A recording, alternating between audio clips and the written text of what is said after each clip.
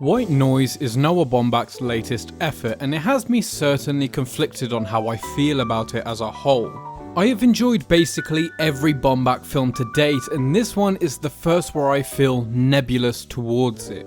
But this isn't a White Noise review, there are plenty of those circling around. No, this is about one particular aspect of White Noise, one theme, thread, message and concept that struck very hard with me throughout the runtime, and that is the certainty, the impending nature, the inevitability of death. White Noise is about a lot of things, but let's start with the first major theme that pops up in my opinion that ties into the inevitability of death. That is the sheer chaos of mass hysteria and the speed of misinformation. In a post-COVID world, we can look back on the lockdowns and the quarantines and the rise of insanity in jest, almost. We can reflect on how crazy it all got for a second, but how normal it felt in the moment. Like, for instance, in the UK we had this thing called Eat Out to Help Out, which the government introduced to help boost the economy and help support businesses reopening post-lockdown, whereby if you went to a restaurant, the government would pay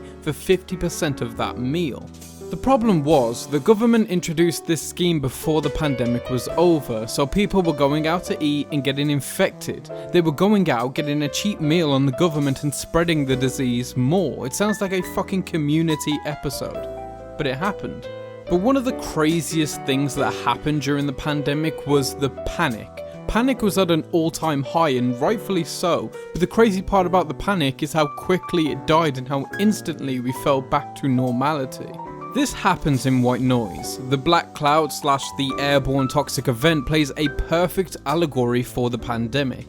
The event happened, we thought it was way over there and wouldn't come over here, so don't worry. Then the symptoms we heard about sounded mild, until they sounded serious, until they sounded deadly. Then it came over, the rules changed every 5 minutes, scientists, governments, influencers all didn't know what was happening and all had an opinion on what to do. It happened so quickly, we were panicked, the world felt cold and distant, everybody thought we were going to die, and then boom.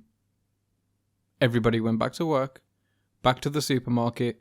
It was all over like it never happened. Now, not only is that a perfect play-by-play, which by the way is odd since it's based off a book from 1985, so possibly Noah Baumbach saw the relevancy and that's why he adapted it, but that looming threat of death was scarily apparent the entire time. For 2 years, we were threatened by the very real possibility of death, which could have been contracted as easily as stepping outside your car for 2 minutes. But along with this real fear, there was a lot of fear-mongering from the government, from people you know, from online personalities, and there was enough misinformation and disinformation to boot that anxiety skyrocketed among people. But just as quickly as that leaves in White Noise, it left in real life.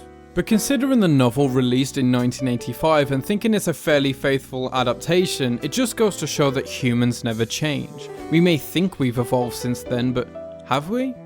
But the effects didn't leave entirely, no. Some people, many people, are still feeling the anxiety and the effects of coronavirus now, just like Adam Driver's character Jack. I think one of the reasons is that very real threat of death that entire time was real. And it made us think about mortality because we saw so many people die, and it could have happened to any of us. It could have been you, it could have been me. So that stuck with a lot of people and made them realise their own mortality more than ever before. And there is a lot of talk about Hitler in White Noise, and beyond all the babbling about mothers and followers and crowds, a lot of the importance of Hitler's place in this story is about death. About him in his bunker about to die, him causing the deaths of millions of people, but mostly it's entirely summarised in one scene where Jack talked about this particular crowd that congregated. It was for the dead, but not for the dead of yesterday or today. It was for the dead of tomorrow. For those who were going to die, who were destined to die. The inevitability of their death was apparent, and it was of such importance that people in the ways of thousands congregated to celebrate it, to mourn it, to accept it. Because that's an aspect of death especially touched on in this film, the acceptance of it. Jack learns he will die one day from this disease, from this virus that will outlast him in his own corpse. It rattles Jack into stooping to the levels of his wife's phobia, of which he berated her for because just as much as anybody he feared death and longed to stop it, or at least prevent it. But at most, all one can do is prevent being worried about it. This eventually brings him peace because the message here was this tablet, this dialogue, cannot make you unafraid to die. It can only send you crazy. But actually facing your fears, understanding them and appreciating your life can make you equally appreciate your death and the unstopping nature of its arrival. Hitler isn't the only figurehead to be talked plenty about though. Elvis gets almost equal time in the script, but for a lesser lesson in my opinion. When we think about Elvis, we think about a lot of things. But a lot of people think about him as the king, as someone so larger than life that even their death never stopped their greatness.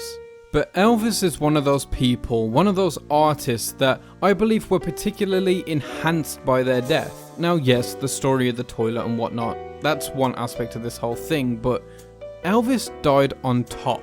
He cemented his legacy by never having the chance to destroy it, which if you look on his career, he was well on his way to doing.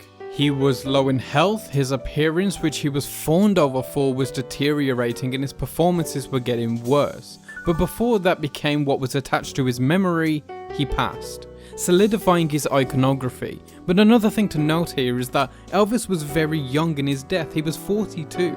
So though his death preserved his life, so much life was snatched from him anyway. The inexorable march of death and time comes for us all, including icons of the century. Now the fragility of death, the unifying nature, the general importance, and yes, the inevitability all collide in this film to create what is the white noise. Partnered with the ever-present constant flow of information and misinformation, dialogue and sound, the white noise in the beginning of the film is jarring. There's a bunch of overlapping sound, but everything is being broadcast at the same time. Facts, opinions, conversations, and the sound of the time ticking, it's jamming the frequencies and killing all clear pictures, but in the end, that comes to be soothing because after all, hearing that white noise means you're alive. You're alive around those you love. The white noise is peaceful and tranquil, which is what people tend to refer to it as. People sleep to white noise, which is the perfect representation of the fragility of life because what is sleep if not a relative of death? You sleep to white noise till you never hear it again and it will get us all one day. Maybe not today, maybe not tomorrow, maybe not in a few years, but it's coming and honestly, I'm okay with that. So though this film is highly controversial within the Baumbach catalogue, I understand why. So please let me know how you interpret a lot of this, how you translated a lot of the film. Baumbach usually leaves so many layers to digest, I'm sure I have missed a lot. But whether it's white noise or any other, before you leave this earth, as always, keep watching movies.